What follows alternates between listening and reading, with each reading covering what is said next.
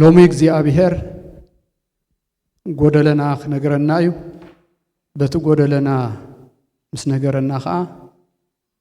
በትዝ ጎዲሉና ዘሎ ኸአ ንእግዚአብሔር ካንታይ ክንልሙኖ ኢና እግዚአብሔር መስገን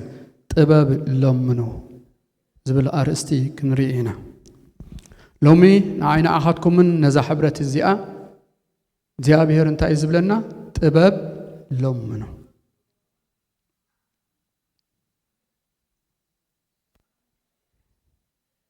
ኣብ ያዕቆብ ምዕራፍ 1 ቁጥሪ 5 ክንርኢና ሞቃል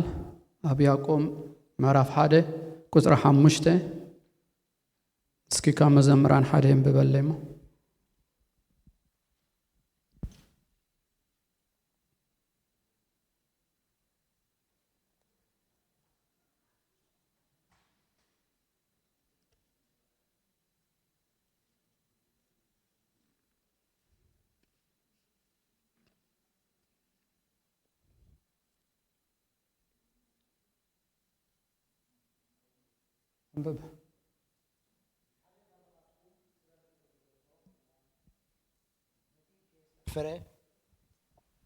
ንኹሉ ብልግሲ ዝህብ ኣምላኽ ኢሎምኖ ክወሃበውን እዩ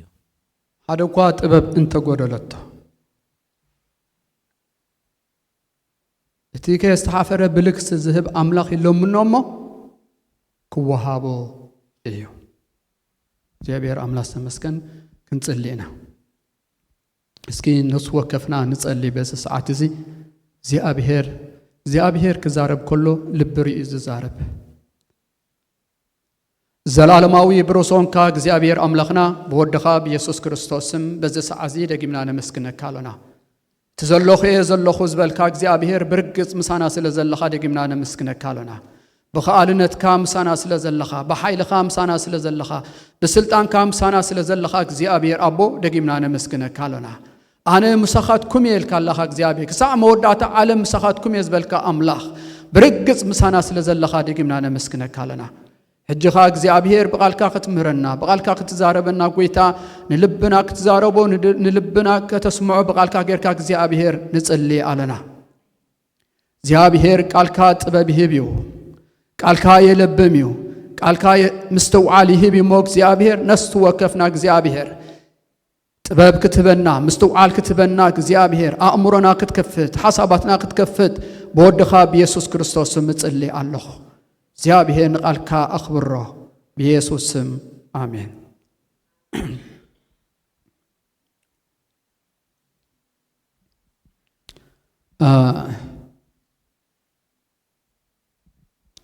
ኣብ ካልኣይ ዜና መዋዕል ምዕራፍ 1 ካብ ቁጥሪ 10 ዘሎ ካብ ቁጥሪ 7 ዘሎ ከንብበአ ብምሉእ ታሪኽ ኣብ ገዛኹም ከይትኩም አንብብዎ ኢኹም ኣምላክ በታለይቲቲኣ ንሰሎሞን ተራእዮ እንታይ ከም ዝህበካ ለምን ድማ በሎ ሰሎሞን ከዓ ንኣምላኽ በሎ ንስኻ ነቦይ ዳዊት ዓብዪ ምሕረት ገበርካሉ ንዓይ ድማ ኣብ ክንዱ አንጊስካኒ ወእግዚአብሔር ኣምላኽ መብዝሑ ከም ሓመድ ምድሪ ኣብ ዝኾነ ህዝቢ ንስኻ አንጊስካኒ ኢኻ እሞ ነቲ ነቦይ ዳዊት ዝነገርካየ ቃል ሕጂ ፈጽም ነዚ ዓብዪ ህዝቢ እዝስ መን ክፈርዶ ይኽእል እዩ እምበኣርሲ ኣብ ቅድሚ እዚ ህዝቢ እዚ ክወፅን ከኣቱ ጥበብ ፍልጠትን ሃበኒ በለ ኣምላኽ ድማ ንሰሎሞን እዚ ኣብ ልብኻ ዝነበረ ነዚ ኣብ ልዕሊኡ ዘንገስኩኻ ህዝቢ ምፍራድን ምእንቲ ክትኽእልሲ ጥበብን ፍልጠትን ክወሃበካ ስለ ዝለመንካ እምበር ሃብትን መዝገብን ክብረትን ወይስ ነፍሲ ጸላእትኻ ወይስ ነፍሲ ዕድመ ነዊሕ ዕድመ ካብ ዘይለመንካስ ጥበብን ፍልጠትን ተዋሂቡካ ኣሎ ኢሉ ይቐጽል ማለት እዩ እግዚአብሔር መስገን ሰሎሞን ኣብ ንግስነት ምስ መጸ ሓደ ነገር እዩ ካብ እግዚአብሔር ለሚኑ ክብሪ ኣይለመነን ሃብቲ ኣይለመነን ነፍሲ ጸላእቱ ኣይለመነን ሓደ ነገር ግና ለሚኑ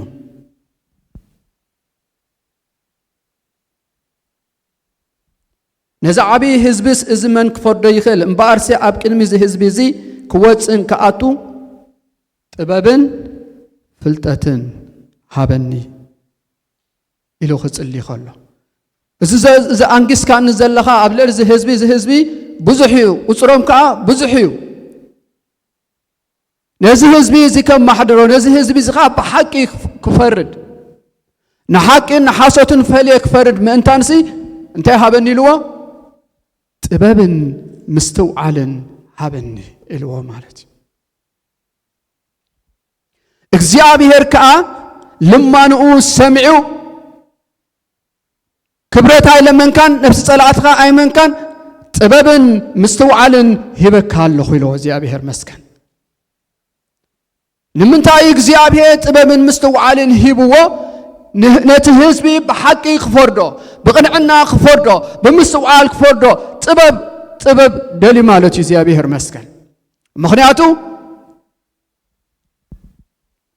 ብዙሕ ህዝቢ እቲ ንግስነት ተቐቢልዎ ዘለኻ ካብ መን እዩ ካብ እግዚአብሔር እዩ ኣብ ዝፋን ዘቐመጦ ካብ መን እዩ እግዚአብሔር እዩ ንመን ኢኻ ዝመርሕ ዘሎ ንህዝቢ እግዚአብሔር እዩ ዝመርሕ ዘሎ ክመርሕ እንተኾይኑ እንታይ የድልዮ ጥበብን ምስትውዓልን የድልዮ ስለዚ ሰሎሞን ጥበብን ምስትውዓልን ሃበኒ ኢሉ ክጽሊ ከሎ ነይረ ጥበብ ሃበኒ ኢልኩም ጸልዩ ኩላና ንጸሊ ምክንያቱ ሰሎሞን እታ መጀመርታ ኣብ ንግስነቱ ዘጋጠሞ እቲ ታሪክ ኩላና ንፈልጦ ኢና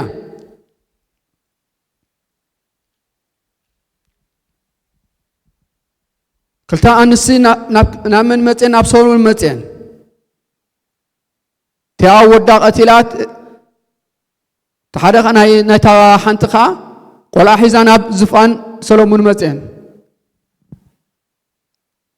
ከመይ ገይሩ ክፈርድ እቲኣ ንሃተ እዩ እቲኣ ከዓ ንሃተ እዩ ግን ሰሎሞን እንታይ ገይሩ ምፅኡ ሰይፊ ኣምፅኡ ነቲ ቆልዓ ኣብ ክልተ ክመቕሎ እታ ዘይውላዳ ዓይናዓ ይኹን እንታይ ግበሮ ረጾ እታ ሓቀኛ ኣደግና ኣምዑታ ተበንጠሰ ኣምዑታ ወፀ በቃ ውሽጣ ወፀ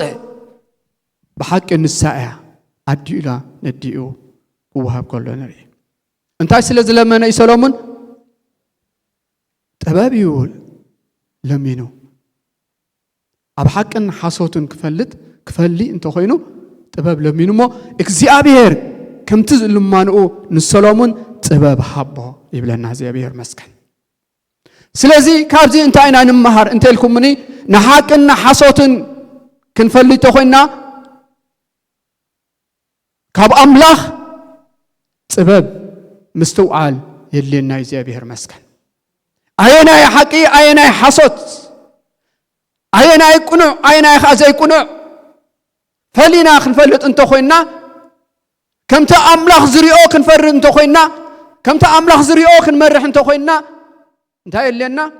ጥበብ የድልየና ጥበብ ለምኑ እግዚአብሔር ንሰሎሞን ዓብይ ጥበብ ይሂብዎ ብዙሕ ጥበብ ይሂብዎ ናይ ሕጊ ጥበብ ይሂብዎ ናይ ምምሕዳር ጥበብ ይሂብዎ ናይ ሳይንስ ጥበብ ናይ ስነ ፍልጠት ጥበብ ይሂብዎ ትሽዓተ ጥበብ ኣብኡሎ ኣብ ምዕራፍ 4 ኣብ ምዕራፍ 5 አንብብዎ እግዚአብሔር ብዙሕ ጥበብ ይሂብዎ ኣእምሮኡ ከፊትሉ ምስትውዓሉ ከፊትሉ እግዚአብሔር ንሰሎሞን ጥበብ ይሂብዎ ንእስራኤል ከዓ 40 ዓመት ኣይገበራ 40 ዓመት መርሓ ነቲ ህዝቢ ክእትዎ ከውፅኦ ክፈርዶ ከለና ንርኢ እግዚአብሔር መስከን በየናይ በታ ሰማያዊ ዝኾነ ጥበብ ካብ ኣምላኽ ዝተቐበላ ጥበብን ምስትውዓልን ን40 ዓመት ንእስራኤል መርሖም ብቕኑዕ ፍርዲ እንዳፈረደ ንእስራኤል እንታይ ገበሮ መርሖም እግዚአብሔር ኣምላኽ ዝተመስገነ ይኹን ሎሚ እንታይ የድልየና እንታይ የድልየና ሎሚ ሃብቲ ዲ ዘድልየና ክብረት ዲ ዘድልየና ስልጣን ዲ ዘድልየና እንታይ ኢልና ንልምን ካብ ኣምላኽ ጥበብ ሃበና ኢልና ክንልምን ይግባአና እግዚአብሔር መስገን ምክንያቱ ጥበብ ስለ ዝጎደለና እዩ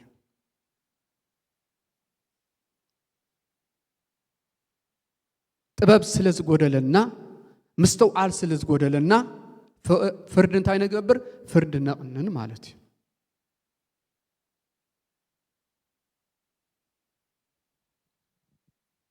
ንሓቂ ሓሶት ኢልና ክንፈልዮ እንተኾይና ካብ ኣምላኽ ሰማያዊ ጥበብ ንለምን እሞ እግዚአብሔርካ ክበና እግዚአብሔር ኣምላኽ ዝተመስገነ ይኹን ኣብ ኩሉ ነገራትና ጥበብ ንለምን ክብርና ኣምላኽ ይኹን እግዚአብሔር ኣምላኽ ዝተመስገነ ይኹን ጥበብ ዘይንልምን እንተኾይና ጥበብ ዘይንልምን እንተኾይና እንኳ ጥበብ እንተዘይብልና ምስትውዓል እንተዘይብልና ግና ናብራ ሲኦል ኢና ንነብር ቃል ኣምላኮም እዩ ዝብል ዘለና መክብብ ምዕራፍ 9 ንብቦ ኣሎ መክብብ ምዕራፍ 9 ቁጥር 10 ኣብ ምዕራፍ 9 ቁጥር 13 ዘሎ እስከ ኣንብቦ እስከ አንብቡ ላይ መክብብ ምዕራፍ 9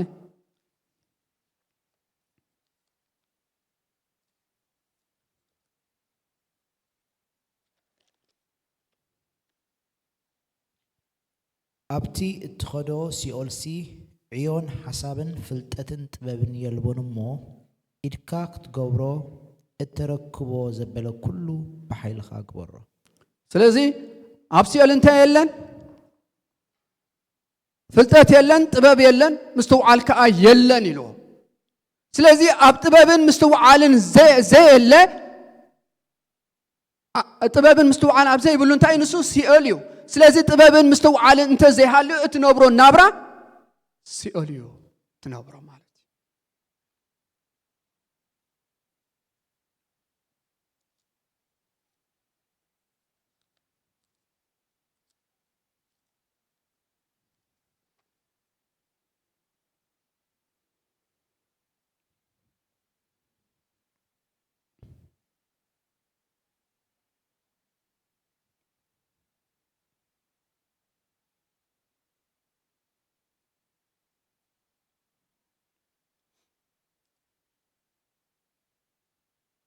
ስለዚህ አገዳሲ ኣብ ኩሉ ነገራትና አገዳሲ ጥበብን ምስተውዓልን ጥበብን ምስተውዓልን ተዚብልና ግና ናብራ ሲኦል ኢና ንነብር እግዚአብሔር ካብዛ አይሰውረና ናብራ ሲኦል ምእንታን ከይንነብር ታንክን ልምናልና ጥበብ ሃበን ጎይታልና ክንጽሊ ይግባአና እግዚአብሔር መስገን ምክንያቱ ጥበብ ዝጎደለና ህዝቢ ኢና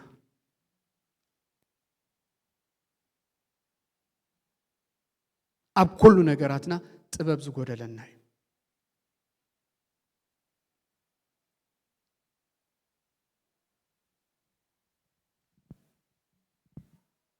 ኣብ ቁጥር 13 ኣብ መክብብ 13 ምዕራፍ 9 ቁጥር 13 ኣነኻ ዓቢ ኮይኑ ተራእየኒ ጥበብ ኣነኻ ዓባይ ኮይና ተራእየትኒ ጥበብ ኣብ ትሕቲ ፀሓይሲ ርኤኹ ሕደዚ ህዝባ ንእሽተ ከተማ ነበረት ዓቢ ንጉስ መፀ ከበባ ድማ ኣብ ዙርያ ዓበይቲ ግንብታ ከዓ ሰርሐ ኣብኣ ከዓ ጥበበኛ ዝኾነ ድኻ ሰብ ከዓ ሰብኣይ ተረኽበ ንሱ ነታ ከተማ ብጥበቡ ኣድሓና ግና ነዚ ድኻ ሰብኣይ ዝሓደ ሰብ እኳ ኣይዝክሮን ስለዚ ሓደ ጥበበኛ ሰብ ረአየ እቲ ንጉስ መፅኡ ነታ ከተማ እንታይ ክገብራ ክኸባ ክዕንዋ ክፍርሳ መፀ ይብለና ግና ሓደ ሰብ ግና ርኤኹ ኢሉ ኣብኣ ከዓ ጥበበኛ ዝኾነ ድኻ ሰብኣይ ተረኽበ ንሱ እውን ከዓ ነታ ከተማ እንታይ ገበራ ኣድሓና ይብለና ካብ ምንታይ ካብ ጥፍኣት ካብ ምዕናው ካብ ምብራስ ነታ ከተማ ኣየናይ እቲ ድኻ ሰብ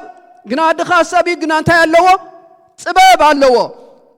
بتبابو جيروكنا نتختم أنت جيروا عد حنا يبلنا زيابير مسكن رأيو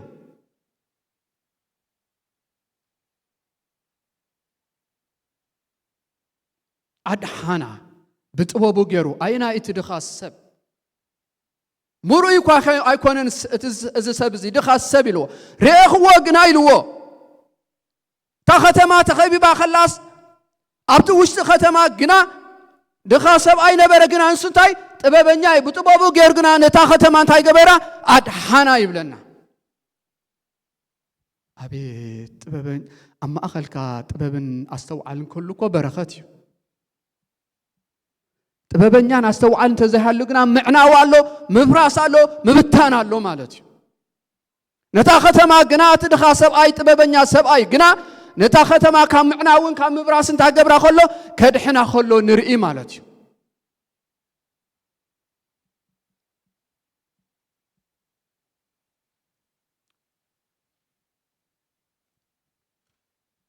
እግዚአብሔር አምላክ ዝተመስገነ ይኹን ጥበብን ምስተውዓልን ኣብ ዘይብሉ ምዕናውን ምፍራስን እዩ ዘሎ ስለዚ ካብ እግዚአብሔር ጥበብ ንለብን እሞ ነድሕን ሰባት ክንከውን ምእንታን ንምድሓን ምእንታን ክንከውን በቲ እግዚአብሔር ዝሃበና ሰማያዊ ጥበብ እንተለምናዮ ሰማያዊ ጥበብ እግዚአብሔር ክህበና ይበት እግዚአብሔር ዝሃበና ሰማያዊ ጥበብ ግና ንምድሓን ምኽንያት ክንከውን ንምንጋፍ ምኽንያት ክንከውን ንፈውስ ምኽንያት ክንከውን ንምዕናውን ንምፍራስን ዘይኮነሲ ንምጥዓይ ንፈውሲ ንምጽንናዕ ክንከውን ምእንታን ንምድሓን ምእንታን ክንከውን ካብ ኣምላኽ ሰማይ ጥበብን ምስተውዓልን ሃበኒ ኢልና ንጸሊ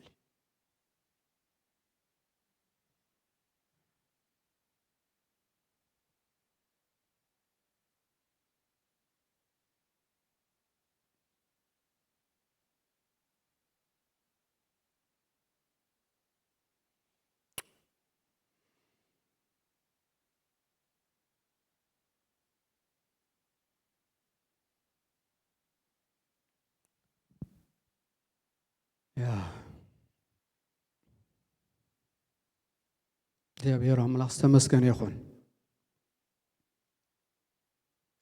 በዘይ ጥበብን ምስተውዓልን ዝግበር ኩሉ ምፍራስን ምዕናውን ይዘሎ በዘይ ጥበብ ሰአን ምስተውዓል ዝግበር ኩሉ ህይወት ሰብ ተፍርስ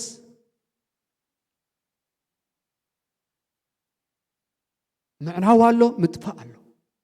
ስለዚ ንእግዚአብሔር ሰማያዊ ጥበብ ሃበና እንዳበልና ንጸሊ ጥበብ ጎዲልና አሎ ከም ግል ጥበብ ጎዲልና አሎ ከም ማሕበር ካ ጥበብ ጎዲልና አሎ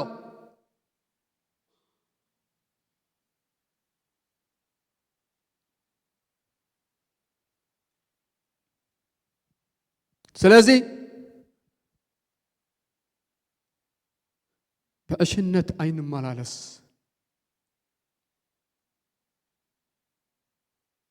ኣብ ኢዮብ ምዕራፍ 39 16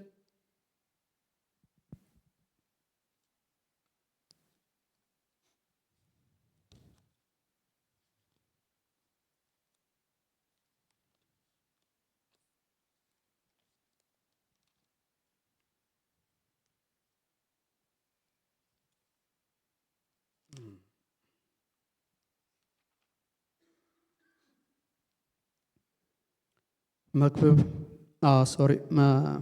ما إيوب مبل 39 معرف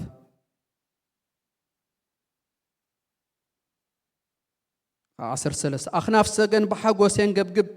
جناخ أخنافها كنتي تروح ديو نقاقها أمدري تودق قبل إلا حس أونتم مو إجري خيج في القلي أراويت كيرجت اللي إلى أتذكرني أملاخ طبب كلي إواي مستوى على أي عدلان مو نولداكم زيناتا تجكنولو سعركنتم مخانخا أيتوجين من يزيا سجن دانتا يبلان سجن سلز ولدتهم دانتا يبلان مستوعال كأي يبلان قدخ أي تجبرنيا تاي سلز قودا أملاخ تباب كلي إواي مستوعالون أي عدلان مو نولدا كم زين هذا أتريو نولدا كم زين هذا زي راح رحيت أيكون أكانيا طباب زي بلو سب أكانيو طباب زي بلو سب مستوعى زي بلو سب أكانيو روح أيكونن مغنياتو طباب يبلون مستوعى يبلون أتيك هاب إكزيابير سماياو طباب استقبله مستوعى استقبله قنا روحيو أكان أيكونه روحيو لب أملاخ زلوي ስለዚህ ከም ሰገን ኣይንኹን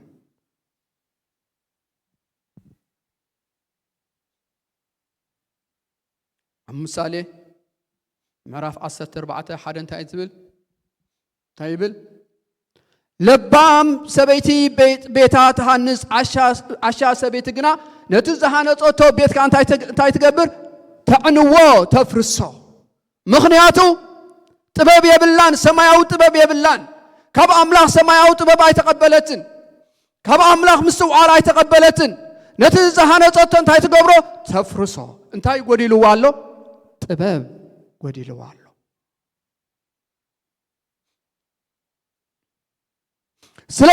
ስለዚህ ጥበብ እንተ ጎዲልካ ምስትውዓል እንተ ጎዲልካ ነቲ ዝሃነጽካዮ እንታይ ትገብሮ ተፍርሶ ክንደይ ዘመና ዝሃነጽካዮ ዝደከምካሉ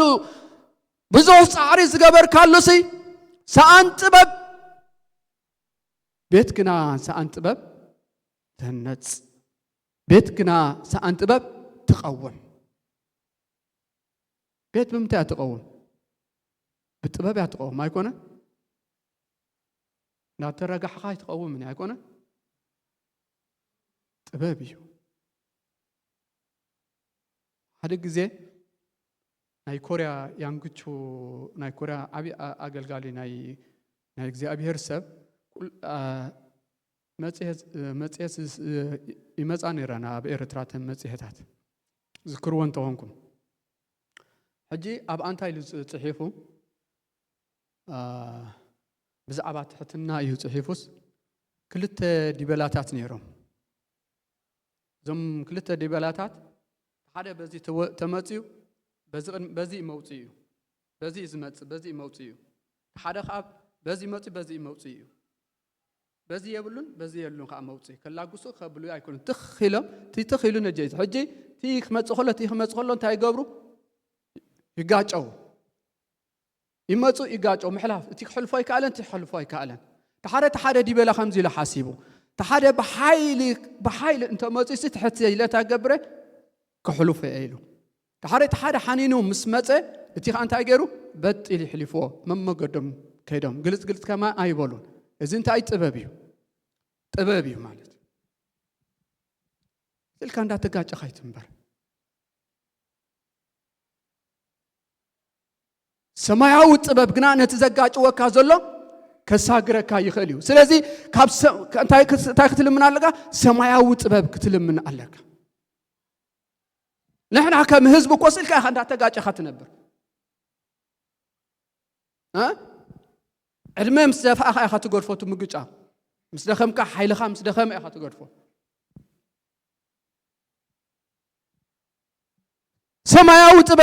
ሰማያዊ ጥበብ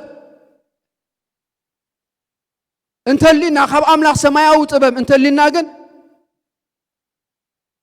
ከምቲ ዲበላ ትሕት ኢሉ ዝሓለፈ ትሕት ኢልኑ ታንገብሮ ክንሕልፍ ንኽእል ኢና ማለት እዩ እግዚአብሔር መስከን ክብረና ኣምላኽ ይኹን እስኪ ለባም ሰበይቲ ጥበበኛ ሰበይቲ ሓደ ካብ መጽሓፍ ቅዱስ ክንሪና ብዛዕባ አቢጋይል ኣብነት ትኹነና አቢጋይል ኣብ ቀዳማይ ሳሙኤል ምዕራፍ 25 ዘሎ አቢጋይል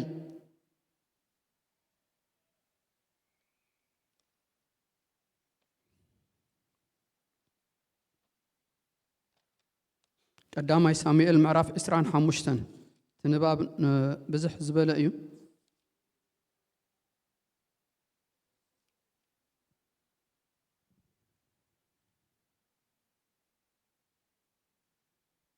ምዕራፍ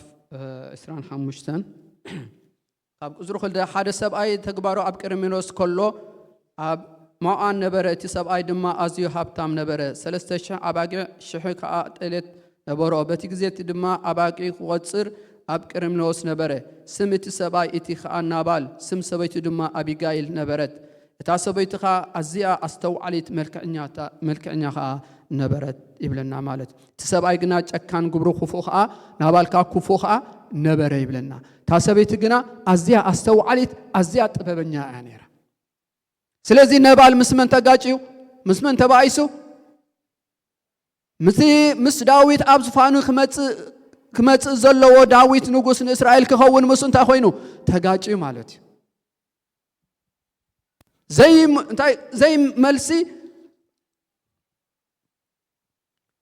كند صبوق زملسلو نداويت نتوم لؤخات لإخوسي داويت حاجز لليو ناب لابان لإخوهم نتوم أقلقلتو ناب لابان سلاخل لأخهم لابان كانت كندا يشفوتو إنا خن حجزيلو تاكبر كله خلكلهم كله نري مالتي سلازي إذا توم ملك تنيا مزيم كان داويت مسنجرو داوي سرقلو أفراسو كله حزم مزيم الزين أجر زي مس متى من سمعت تبلنا أبيغايل سمعت داويت رأيه كم جرى تقبلاته داويت نهيري إزالله ننبال نقول خط في تسير داويت أبيغايل جنا تبابني سبيت يعني أبيغايل دما أبكر إسرائيل سلسلة أبيغايل دما نداويت مصر آياته قلتيفا خاب أدق وريدا أبكين مداويت بقصو تدفي أنا مدري في الجنبلد أبو جرو وديق أخا بلوتو أتاو قويتاي إزي أبسا إزي أبا يخون بجها قردكا أبزن خات زربا قردكا ون سمع قويتاي أبزناي بليال السب أب نابا لبو خيو أيودق لمنكا اللوخو سمو نابا لموت اللالة اللوو سمو كمت السمو خاخم إيو أنا قردكا قنانتهم زلاكا يوم نايتم ناي قويتاي أقباز أيرا أخوان حجخا قويتاي هياو إقزي أبي هريو نفسخا هياو يا إتي كاب دم كام مؤتاو بيتكا حنك كام مفتاي زد حنكا إقزي أبي هريو حجيو سألاتخا نتوم قويتاها خفو زداليو كم نابال يخونو حجيقنا إزي قرد كانو قويتاي زمتاتو لغز برخت نتوم قويتاها زسعبو أقباس يوهاب قويتاي سوق إكزيابي زواغا سلزخونة ملو عدمها خابخا قل خفو أي ركبن إي أمو زيابيه نقويتاي تنعت بيت كم سرحالكا رقصيو باست بجخا بدل قردكا حدق الله قبل كلنا تاخد قبرو خلونا مجمرتات ببنيان ديا هياب حزاء مزيح نداوي تاخد قبرو خلا كتزحلو خلا نرئي مالتيو كابدم كتكلولو كام موت كابدم إذا تاخد قبرو خلا كتناقفو خلا نرئي مالتيو مثلا ناقفتو أبقى رسالة كلتن شعو داويتنا أبي قايل أتي اتخفو كي قبر كي زخل كلنك زي أبير أملاق إسرائيل هياوي نسخي كتقبل إني قلت إفك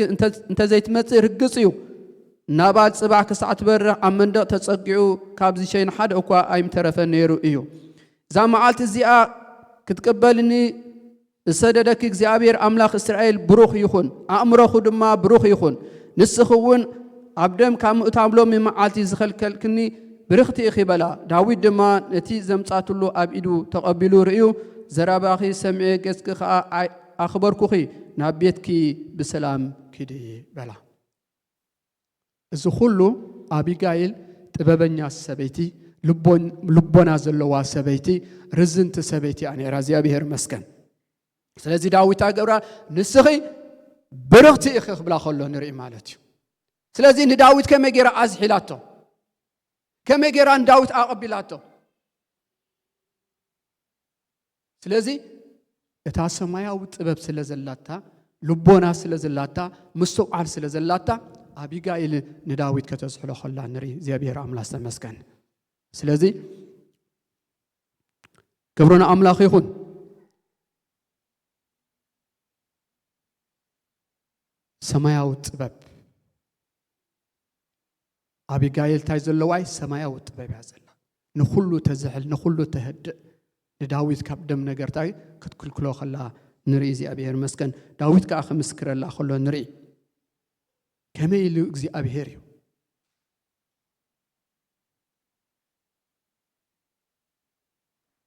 قبرنا أملاخ يخون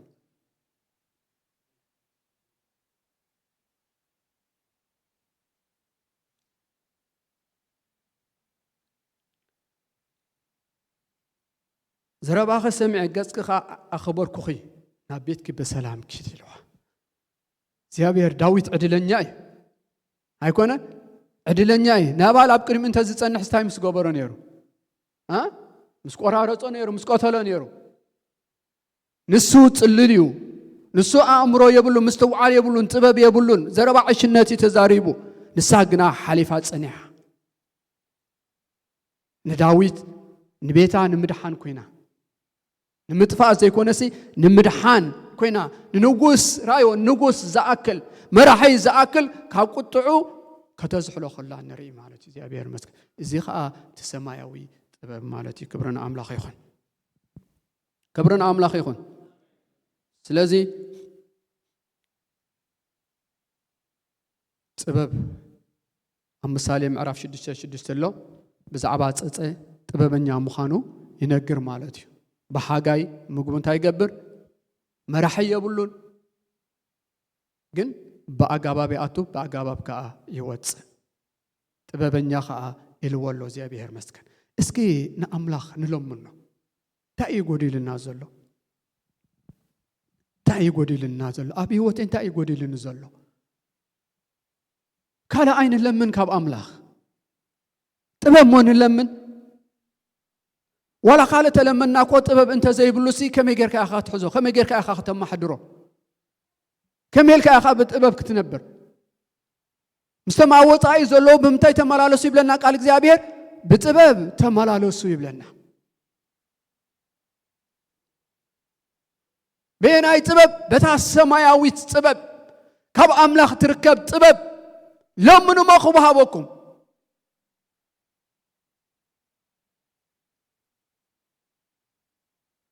ስለዚህ ጥበብ የድለና እዩ ታይ ጎዲልና ጥበብ ጎዲልና አለ እንጸልይና አምላኽ ንለመን አብ ኩሉ መዳያትና ጥበብ አብ ህይወትና አብ ስራሕና አብ አገልግሎትና አብ ኩሉ ዕዮናትና እግዚአብሔር ሆይ ጥበብ ሃበኒ እግዚአብሔር ሆይ ምስተውዓል ሃበኒ በዘይ ጥበብ በዘይ ምስተውዓል እትገብሮኮ ብዙሕ إنا نخسر أيكونا بزح إنا كونا فرس لو من تايد لنا خب أملاخ تايد لنا كم قل تايد لنا كم بيت كرسان تايد لنا كم حبرة تايد لنا تايد لنا طبب يد لنا يزيبير أملاخ استمسكن يا أخوان على تنت ساعات تودي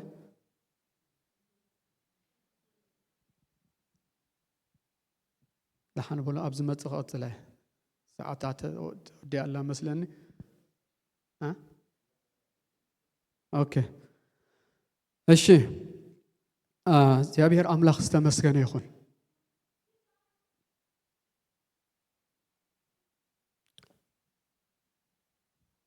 نا أملاخ ياخد دي نا أملاخ طبب نلوم منه بحقي انتا يقولي لنا زلو أبز زبان زي طبب يقولي لنا زلو ካለ ዘይ ጎደለና ጥበብ ጎደለና ምስተውዓል ጎደለና ማለት እዩ እተካ ዝተሓፈረ ብልክስ ዝህብ አምላኽ እንተ ለሚንካ ያሲ ኣብዚሑ ጥበብ ዝህብ አምላኽ ይዘለና እግዚአብሔር መስከን አምእታወይ አምውፀይ ኢሉ አምእታወይ አምውፀይ ሲ ነዚ ህዝብ ከዓ ክፈርዶ ወአምላኽ ጥበብን مستوعلن هابني إلو تصلي እግዚአብሔር መስከን ክብርን አምላኽ ይኹን ተሲና ክንጽልይና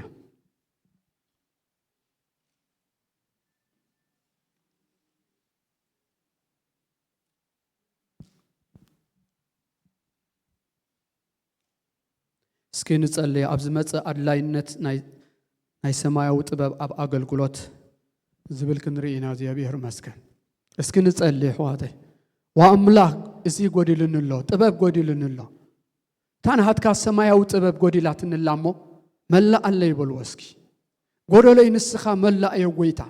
طبب قدي لنلو قويتا طبب قدي لنلو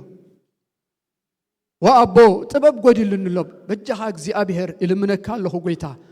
نهاب الناس كي نتسألي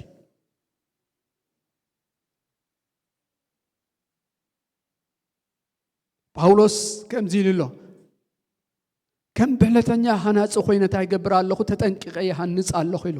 ታይ ዘሃንጽ ህንጻ ዘይኮነስ ህይወሰብ ይዘሃንጽ ህይወሰብ ብጥበብ ይኻ ዝሃንጻ ብብልሓት ይኻ ተሃንጻ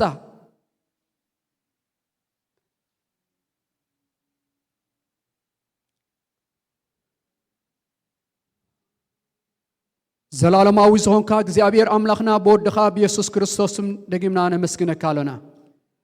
እግዚአብሔር አቦ በዚ ሰዓት ዝጎደለና ሪእኻ ስለተዛረብካና እግዚአብሔር ስምካ ንባርኾለና እግዚአብሔር አቦ ብሽም ኢየሱስ ክርስቶስ ስም ጥበብ ጎዲልና ኣለሞ እግዚአብሔር ነፍሱ ወከፍና እግዚአብሔር ሰማያዊ ጥበብን ምስትውዓልን ክትበና በወድኻ በኢየሱስ ክርስቶስ ስም ንጽልይ ኣለና ወአምላኽ ብሽም ኢየሱስ ክርስቶስ ስም ንቃልካ እግዚአብሔር ከነኽብሮ ንቃልካ ክንመስሎ እግዚአብሔር ብቅዱስ መንፈስካ ክትረድአና ንጽልይ ኣለና ስለዝነበረና ጊዜ ጎይታ ተመስገን አሜን